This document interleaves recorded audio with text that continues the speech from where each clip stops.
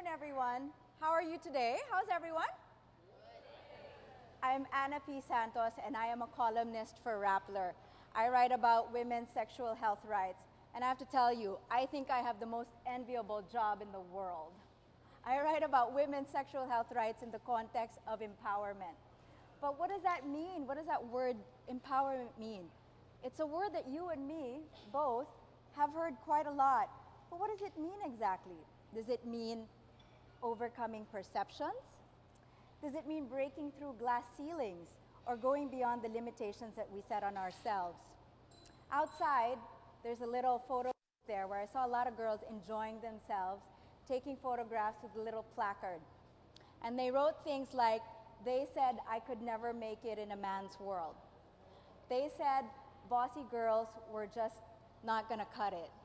And I myself put up a placard that said, they said I was just, in all caps, a single mom. And I could see from the photos that you've shared that there's so much fun and yet fulfillment in breaking barriers, debunking labels, so we can all shine. And there's also something that has to be said about how we can mobilize ourselves as a global community in times of natural disaster or emergency.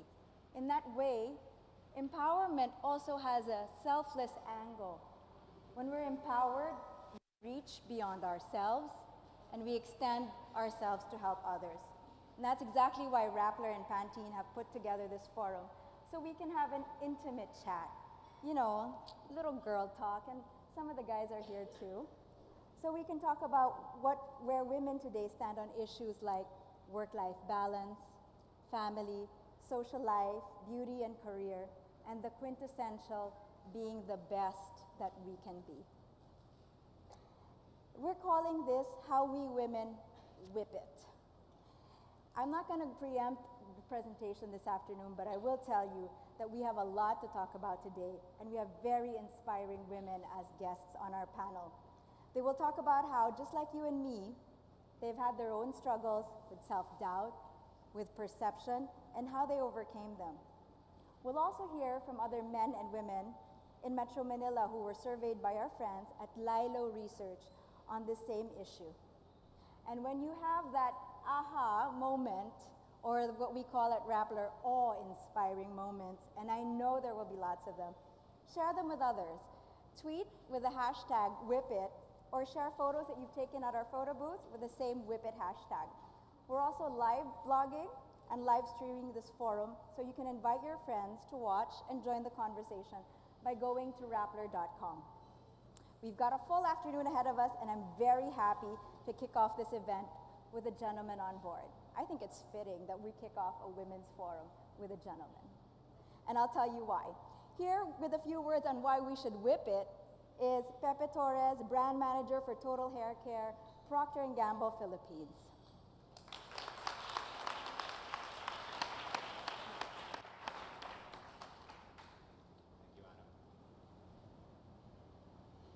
It's an honor to be able to speak in front of such a distinguished community on why we think this movement is so important. So why whip it? First, I want to start with what Pantene, sorry, I should be moving to the next slide. What is whip it?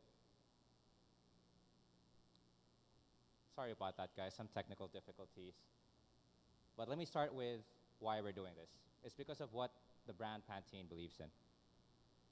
First, we think that beauty is power. When you feel beautiful, you're unstoppable. Second, Pantene is not just in the hair care business. It's in the personal success business. And finally, we think that real beauty, and we don't just mean how you look externally, takes hard work. And we are here to support women on that journey. So then, what is Whip It? It's a call to action that evokes a sense of empowerment. Look at it as maybe a more mature version of You Go Girl. Second, it urges women to cast aside societal prejudices that hold them back. Because we think that the worthiest successes in life come from true effort and brave moves. Yet society has not fully accepted women who are, as you can already see, too bold or confident. Why is there such a thing for women, yet for men, that doesn't seem to exist? Now, I'd like to share, for those of you who haven't seen it yet, and I guess to refresh our memory, the video which kicked off this spark of a movement.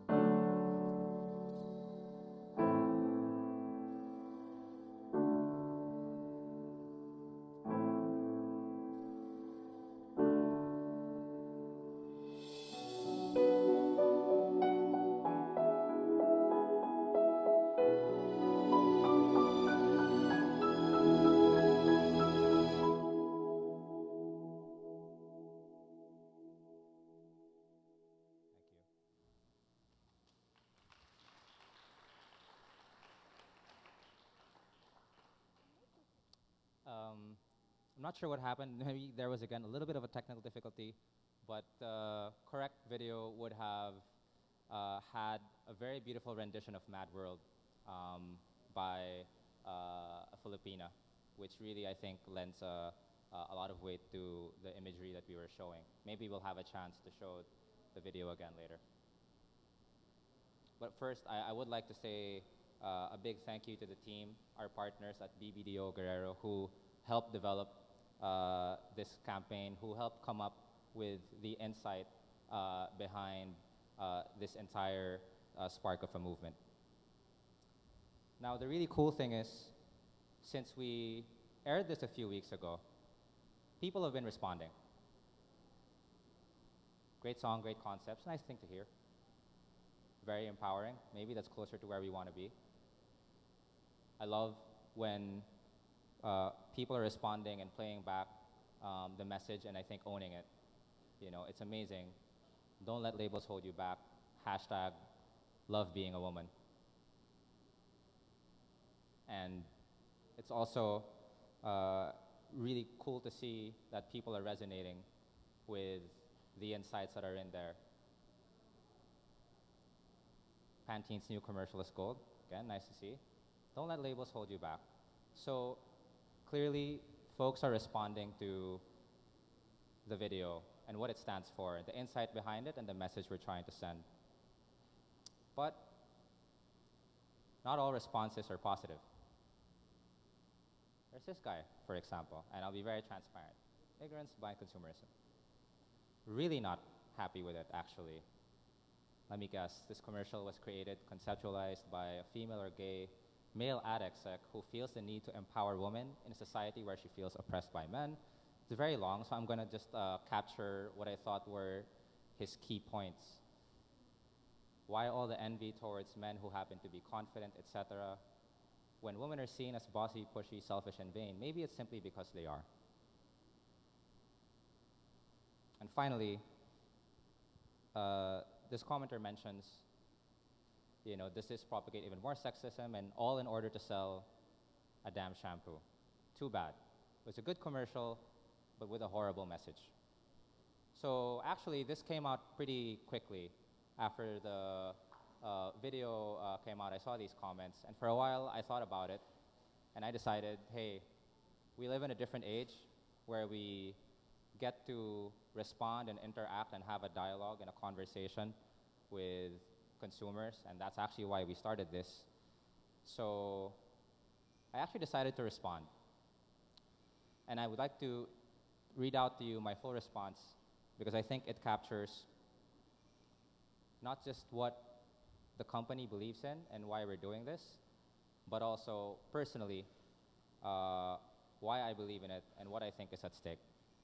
So let me read out to you my full response.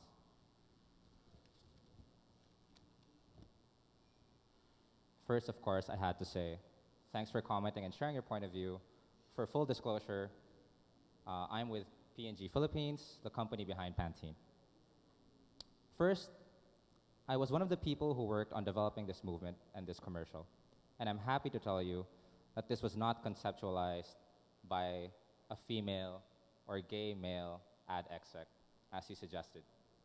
I'm male and straight, not that there's anything wrong with being gay. And the greater team behind this was very diverse in gender and probably sexuality, though I didn't really care to inquire about the latter. So I'm glad that's out of the way. Second, I'd like to address your point of view. Our intention is to show that when men and women do the exact same thing, especially in the workplace, men tend to have the benefit of the doubt, and women have a higher tendency to be judged and labeled unfairly. There's more than a few studies and assertions from very credible people around this. So I shared with him a couple of links, which interestingly enough were actually shared by either consumers or some of my own colleagues in response to the video. And they said, you should check this out because it really seems to be reinforcing your message. So I continue. This gender bias bleeds into other aspects of society as well. For example, in a study we developed with Rappler, for which we will find out more later, we found that a majority of Filipinos believe that it's more acceptable for men to have extramarital affairs versus women. Personally, this is how I knew that we were onto something real. When I saw the first conceptualization of this video, I felt something inside me, and I started tearing up. Though, of course, I tried to hide it. Talk about gender bias. It was actually guilt.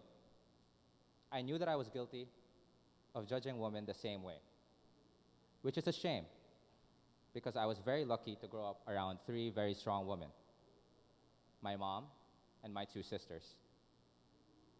That's when I knew we had to do this. So here's one of my sisters. Her name is Monica.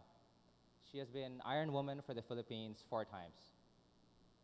She is probably the strongest woman I know, and I've not met anyone so fiercely dedicated to being #1 in the world at what she does. That is literally what she wants to be, the #1 triathlete in the world.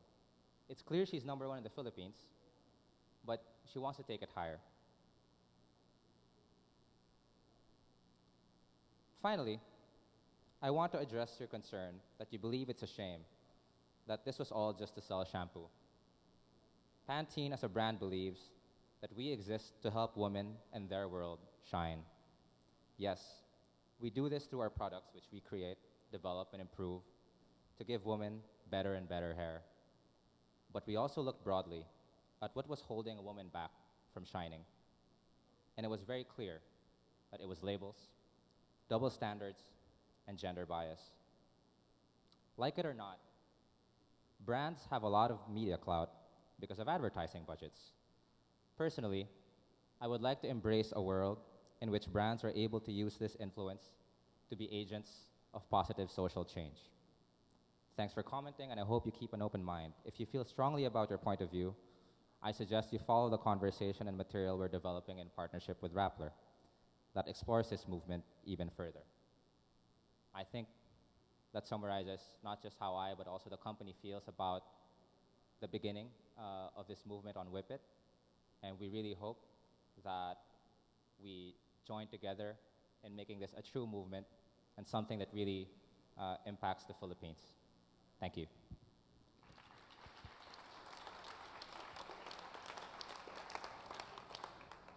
Thank you very much, Pepe, for sharing that. When we were looking over the materials for today, and we were rehearsing, and I was looking over Pepe's slides, there were 2 things that struck me. First was that tweet or that comment about how we are in a world where we're oppressed by men, and 2, his slide about his sister, Monica. And I was talking to him about this backstage, and I said, you know, I think that just goes to show that men are not the enemy here. In a lot of cases, we women are supported by the men we love, and the men who love us. And there can be our best partners for the goals that we want to achieve. Thank you very much. So on that note, I would also like to hear from, we would also like to call on Rappler's Chief Executive Officer and Executive Director, Maria Ressa, on how Rappler is going to be the platform of education, discussion, and debate on this movement. Maria? Thank you. Hello, good afternoon. Thank you for taking time to come, and I want to push it forward so you get to what we really want you to see today, which is how our society sees women. There are all these surveys globally, but what about the Philippines? Where are we? Before I get to that, and Chai will give that to you, I want to tell you a little bit about Rappler. Rappler wants to change the world. We couldn't have existed 5 years ago because the technology didn't exist. And one of the ways we will change the world is with the use of technology. Let me show you where we are. So we made up the name Rappler. Even that, right? As a journalist, you don't make up words. So we had a huge debate. Do we make up a word to talk about serious journalism? We did. We jumped in. Because we figured, well, Google didn't really exist before, diba, as a word. So the core of Rappler is this. It's the words to rap plus ripple to make waves. And I want to talk about the ripples that are just in this room alone. Our core is professional journalism. The second circle is technology.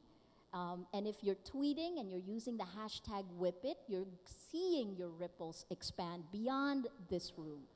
And then this is the last part, what technology enables. It allows us to be able to capture what I started calling online bayanihan, crowdsourcing. What is crowdsourcing? Crowdsourcing is really all of us doing one small thing to create something that wasn't there before to make a better world. And this is where Rappler stands, smack in the middle. The other technological changes are all there. We create content which is amplified by social media. Social media connects with each one of you, and with people outside the room to bring you in to the third part, which is crowdsourcing, online bayanihan. And then the last part is if you have everyone doing this small act, you create big data. And big data is the major disruptor of every industry in the world. So that's what goes into Rappler. I want to talk about why we're doing this with Pantene, why we're doing #WhipIt. Why is it time? You know, when I first heard #WhipIt, I thought, if you're my age, some of you are, you will think song, right?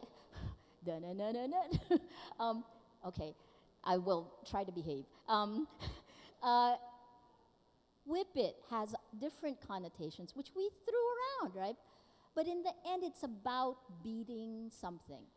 So let me show you what social media is to me, which is in the end, it's taking your social networks on steroids. It's putting your physical social networks on steroids because it gets rid of boundaries of time and space. So here's how you create the ripples. And I'm going to show you very specifically something that is personal to me, and I guess this is part of the reason I've thrown myself into this also. This is a long time ago. It's a hostile environment training course. We're wearing chem bio warfare suits. And the reason I'm showing you this is because this person on the left here, that person, her name is Judith Torres. She was my producer at CNN.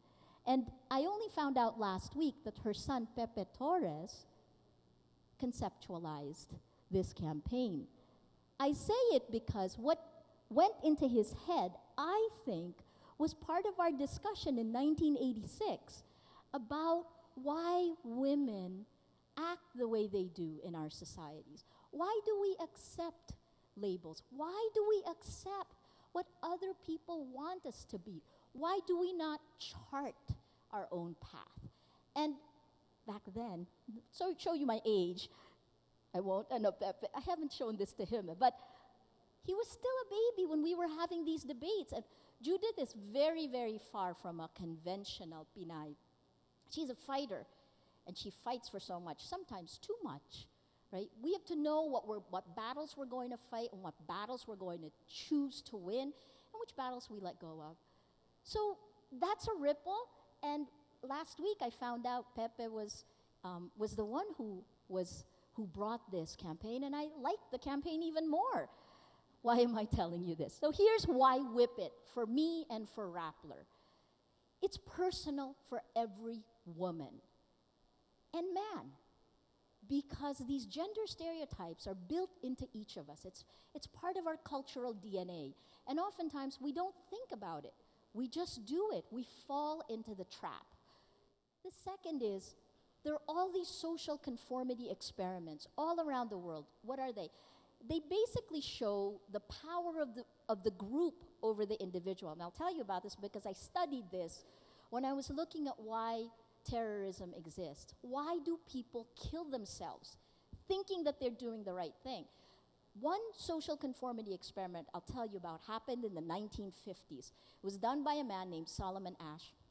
He basically took, let's say, the group of people in the front row, and he put them in a room and he gave them sheets of paper, and on the sheets of paper were lines. And he just asked the group to tell him what the shortest line was. Except unknown to the test subject, let's say this gentleman, Josh, I know him, so I'll use him. He's the test subject, but before he answers, he's the last person to answer the question. Everyone else will answer the exact opposite. They'll give the longest line, and by the time the test subject responds, 75% of the people who are tested will go with what the group says, even if it's obviously wrong. It's the power of groups. More than 3/4 of people will follow the group. It shows you how important peer pressure is and how peer pressure can actually change our reality, right? That's the second step, is I think we should figure out what peer pressure is, particularly in the Philippines. We travel in groups. The third, NCR study, the National Capital Region, and we chose the National Capital Region because we're supposed to be the most educated, most liberal, hopefully most open about a global landscape, right? So the NCR, that's part of the reason the study was there. And the study is with both men and women, and Chai will be telling you a lot more about it. But here's what sticks when you look at it, the big picture view. There is a difference between what we want to be and what we really are. That's what the NCR survey tells us. There is a difference between aspirational and what we're doing in our life. There's a gap between what people say and what they do. And you're going to tell me, well, that's kind of normal. It's called hypocrisy. Not really. It's not called hypocrisy if you're not aware. And that's part of the reason we're doing this, because we want people, men and women, to discuss, to debate, and in the process, we become self-aware, we educate, we question our values, and hopefully we get to a place where change does happen. I'm not the first to say it. You know this phrase. I think it was Mahatma Gandhi. Be the change you want to see. To change the world, you change yourself. And here's the last part of that NCR survey. The women do it to themselves. And I see a group of women activists who I know will tell me they don't do it to themselves. Society makes them do that. Yes and no. I guess I believe, and it's the same thing I said at the Climate Change Commission meet gathering this morning, we buy into it. And that's the last part. That's the last reason why we're doing this, because we want you to be aware of what you're buying into. This is the user engagement model of Rappler. Why Rappler? Because Rappler not just gives you information, it also measures your response. Neuroscientists say that we don't act based on what we think. We act. 80% of how we act is based on how we feel. I've spent most of my entire career thinking, trying to fight emotions. But in the end, we're writing for people who are emotional. Up to 80% of how you make decisions in your life is based on how you feel.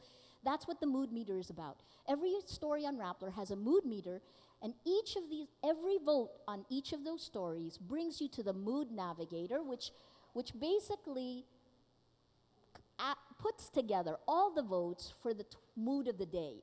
Once you have the mood of the day, you can look at what the month looks like, or by December, what the year looks like. That's when it becomes big data. So I just want to show you what big data looks like for the month of May, because it's interesting to me. The month of May was a happy month for the Philippines. Elections, we were happy. 77%, if you go by the data, we were happy. But look, on the 11th, on May 11th, there was a spike of happiness because we were getting ready for elections. But look on election day, on May 13th, the happiness went down and angry, red, went up, and annoyed went up because of the slow election returns. And then you see when the winners of the Senate were announced on the 22nd, 23rd, we were really happy again. There's a spike. And then look at the tail end of the month. There's that spike of red. Do you remember what made you angry at the end of the month of May? The data tells us it's not politics. It was Vice Ganda and Jessica Soho.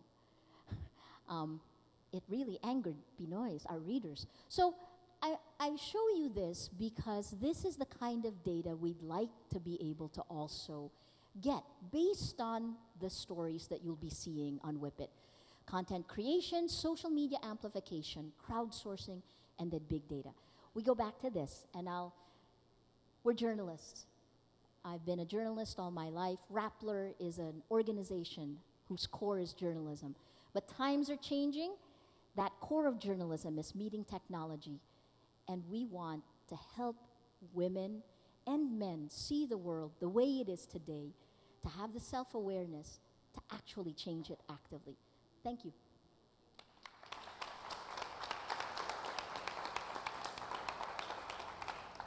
Thank you very much, Maria, for talking to us about how conversations and discussions like this create ripples.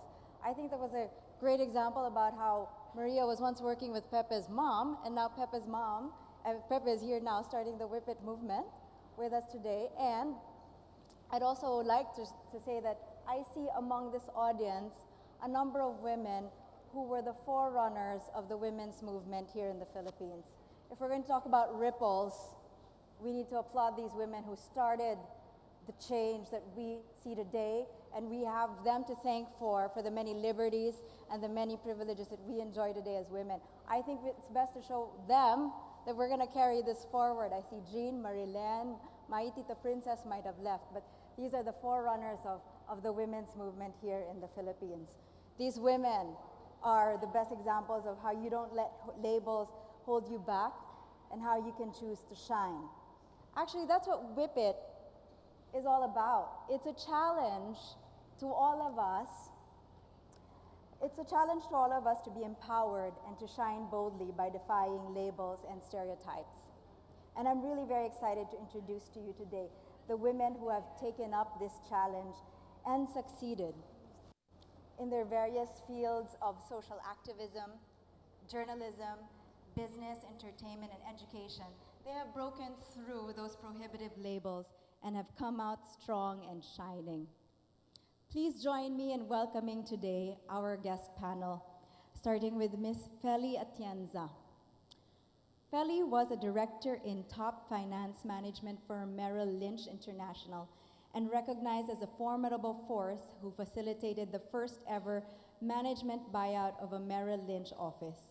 Currently, she is founder of the Chinese International School in Manila and Mrs. Kim Atienza. Feli confessed earlier to me that she grew up kind of like a tomboy, and I said, well, that might have helped you, not so much in being Mrs. Kim Atienza, but maybe being in a man's world like Merrill Lynch. Please, a round of applause for Ms. Feli Atienza. I'd like to call on Natasha Gutierrez. Natasha is graduated from Yale University with a degree in psychology on a full scholarship. She was co-editor of the Yale Journal of Human Rights and now a Rappler newscaster and multimedia reporter. Natasha humorously calls herself a dork. And if you don't believe her, she told me that she spent months on a Puerto Rican island studying monkeys for her senior thesis. And she found out that stereotyping is a product of evolutionary behavior or something like that. How's that for dorky? A round of applause for Natasha Gutierrez. And I have the privilege of knowing Samira Gutok. Samira, also one of our guest panelists today, was one of the 2001 The Young Women, or TOYM, awardees for youth and leadership in social and cultural development. She has worked with an array of stakeholders for more than 17 years as a journalist, manager, consultant, environmentalist, trainer, activist, and organizer. Samira takes down the barriers and prejudice by embracing her identity as an Islam woman while continuing to be a champion for bridging Muslim and women cultures. And don't let her fool you, she kicks a mean ball. She was founder of the UP Women's Football League back in the day when we were in UP together. Please welcome Samira Gutok. Sam, shall we also tell them that you wanted to be Little Miss Philippines when you were a kid? Also joining us is Miss Carrie Ilagan. Carrie was appointed as the first woman managing director of Microsoft Philippines. Through her own skills and talent, she worked her way up in the male-dominated field of IT. When it comes to success in the workplace and success at home, Carrie shows us how it's done. Carrie's all about work-life balance. And I have to tell you, her colleagues at Microsoft told us that Carrie has always rocked a mean bob. And I said, well, she probably brought that bob to the IT world in the same way that Anna Wintour brought it to the fashion world. Thank you for joining us, Carrie. Round of applause. And lastly, I'd like to call on G. Tonji. G is certainly a familiar face. During the 90s, G was one of the most popular actresses and models on Philippine television. Today, G continues to define her own journey as an artist. And based in the Philippines with her American husband and 2 kids, G has effectively reinvented herself into a multi-hyphenated achiever as an actress, a documentary producer, business owner, journalist, and advocate for women's reproductive health rights. Miss G. Tonji. G is actually quite literal when she says she reinvents herself. She told me that this is her 7th hairstyle change this year. How's that for changing all the time? Give me a minute to join these ladies, please. Good afternoon, ladies. Good afternoon to each and every one of you. I'd like to open this discussion by asking you to talk about your own labels. Labels that you had to contend with in the workplace, labels that you had to contend with maybe at home. Natasha, maybe we can start with you. Natasha has just come back from Macau from a testosterone-filled ring covering the Manny Pacquiao fight. Yep. Tell us about labels that you had to contend with. Sure. Is my mic working? Fine. I just came from Macau to cover the Manny Pacquiao fight for 8 days. And I came in thinking I knew everything, knowing that I know a lot about boxing, very confident about my own knowledge. I came in and it was 95% men. There were probably only 5% women from all over the world, journalists, but mostly reporters. And I was surprised, one, because the way they carried themselves was something somewhat unexpected for me. They basically wore short skirts and wore low-cut tops, which to me was pretty surprising. We're in this testosterone-filled environment, and I'm trying to prove myself and my boxing knowledge, and the women around me aren't helping. So that was pretty difficult, and for the first few days, I didn't really want to ask any questions. It almost felt like if a woman journalist opened her mouth, all the men would turn around and kind of say, they wouldn't say anything, but you could just feel some sort of expression in the air that was, I wonder if this woman knows what she's talking about. So definitely it's a challenge every day. They say, one label I've gotten or I've heard, I guess, is they say, or at least they've said, that when I've broken stories, it was because I was sleeping with someone. So it's a constant effort to just prove yourself that women can be successful in journalism and not have to sleep around or not have to wear sexy clothing to advance themselves. It seems that they say women can only be successful if she's done something other than hard work. Work at somebody, not at something. Carrie, Feli, do you want to comment on that? Well, that's very interesting because I was in finance as well for about 12 years. I worked for JP Morgan Fleming as well as Merrill Lynch. 2 years of that were in London. And they also said that my success was because I slept with all my clients. And I think it's just a universal stigma for women that if you're successful, you slept your way to the top. And what was very interesting was, I think I was in London at that time, and a colleague said, well, you know, Felicia, for women, you're bitchy, but men, they're opinionated and they're aggressive. Women, we sleep our way to the top, and men, they climb the corporate ladder. So just accept it. I'm going to ask another woman who has made her way to the top in a male-dominated field. Carrie, what has been some labels you've had to contend with in the workplace? Well, a lot. I hope I had the same. But people also thought that I was, I was on my way to the top. Maybe I'm not just as pretty as this too. Because I never got that. What I got was, what I got was always pakialamera.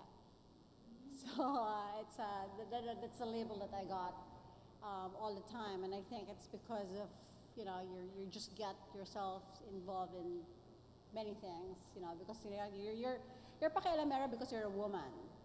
So I got that all the time in the workplace. But how did you make that work for you? Because being that can also mean being into details.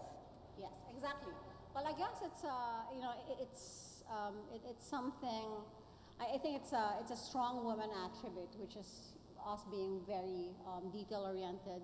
Not just being detail-oriented, but because I think women are just able to do or to multitask. I think, and I've always thought that's a positive and a plus, especially in the workplace, because you don't have to be, it's not one at a time, so you get to do more and you get to accomplish more, because I think that's a very strong women attribute that we have, and it helped me a lot. I like that from Carrie, Natasha, and Feli, we're learning about how stereotypes and gender biases and this proverbial glass ceiling still exist in the workplace, but you can make those same gender biases, or maybe not the sleeping around part, but at least being into details, turn that around and make it work for you. I'm not going to ask G and Samira, being in the media, Sam being an Islam woman, you're already kind of boxed in. What are some of the labels that you've had to contend with and break through? I think at the height of my career as an actress and as a model, I was called a lot of things. High-class hooker. Oh, she's getting all these roles because, yes, she's sleeping with someone too. And I just felt that especially being an actress and being in the media, you don't see it when you're in it, but when you get a bird's eye view, you see the exploitation that happens. And it just so happens that when I was starting my career as an actress, the kinds of films that were being portrayed were what we call tintillating films, okay? And at that point, that's when I had to really make a decision for myself, for my integrity as a woman, to be able to walk away from everything that the entertainment industry offers, because I knew that my success would ultimately really rob me of what it means to be a woman. So I took the chance and I said, you know what, I have to get out of this in order to really empower myself. Mm-hmm. And being a mother and coming back to the Philippines after raising my children on my own, I know for a fact that I am the first to wake up in my household, I am the last to sleep, and women have that resilience that really makes us, like you said, multitaskers. And that's the thing here, coming back to the Philippines and being a slashy actress, writer, documentarian, people are like, ay, ba't ang ambisyosa siya masyado? She's too ambitious, like it's a bad thing. And so I feel like as a woman, I'm constantly trying to break that it's not a bad thing to be ambitious and to go after your dreams. And